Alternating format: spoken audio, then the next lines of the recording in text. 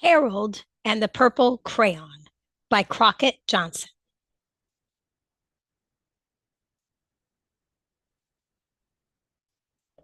One evening, after thinking it over for some time, Harold decided to go for a walk in the moonlight. There wasn't any moon, and Harold needed a moon for a walk in the moonlight.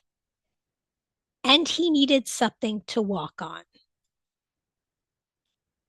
He made a long, straight path so he wouldn't get lost. And he set off on his walk, taking his big purple crayon with him. But he didn't seem to be getting anywhere on the long, straight path. So he left the path for a short cut across a field, and the moon went with him. The shortcut led right to where Harold thought a forest ought to be. He didn't want to get lost in the woods, so he made a very small forest with just one tree in it. It turned out to be an apple tree. The apples would be very tasty, Harold thought, when they get red.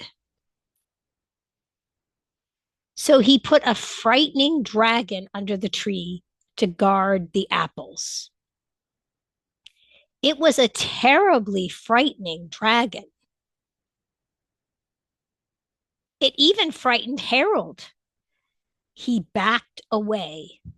His hand holding the purple crayon shook.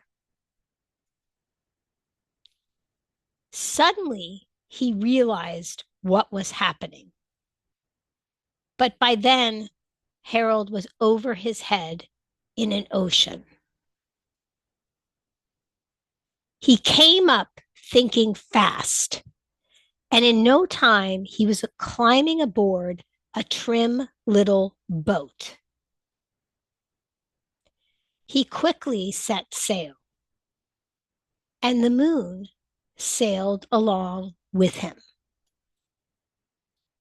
After he had sailed long enough, Harold made land without much trouble. He stepped ashore on the beach, wondering where he was.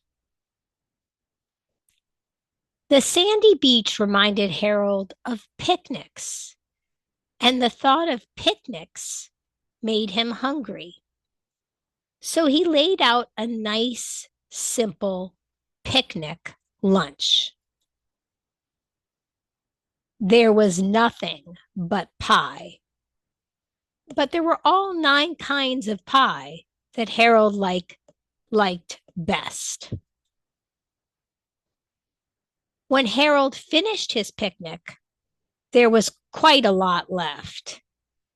He hated to see so much delicious pie go to waste. So Harold left a very hungry moose and a deserving porcupine to finish it up. And off he went, looking for a hill to climb to see where he was. Harold knew that the higher up he went, the farther he could see. So he decided to make the hill into a mountain. If he went high enough, he thought he could see the window of his bedroom. He was tired, and he felt he ought to be getting to bed. He hoped he could see his bedroom window from the top of the mountain. But as he looked down over the other side, he slipped, and there wasn't any other side of the mountain. He was falling in thin air. But luckily, he kept his wits and his purple crayon. He made a balloon and he grabbed onto it. And he made a basket under the balloon big enough to stand in. He had a fine view from the balloon, but he couldn't see his window. He couldn't even see a house. So he made a house with windows and he landed the balloon on the grass in the front yard. None of the windows was his window. He tried to think where his window ought to be. He made some more windows. He made a big building full of windows. He made lots of buildings full of windows. He made a whole city full of windows. But none of the windows was his window. He couldn't think where it might be. He decided to ask a policeman. The policeman pointed the way Harold was going anyway, but Harold thanked him. And he walked along with the moon, wishing he was in his room and in bed. Then, suddenly, Harold remembered.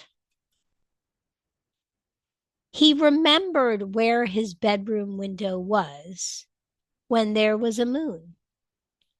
It was always right around the moon. And then Harold made his bed. He got in it and he drew up the covers. The purple crayon dropped on the floor and Harold dropped off to sleep.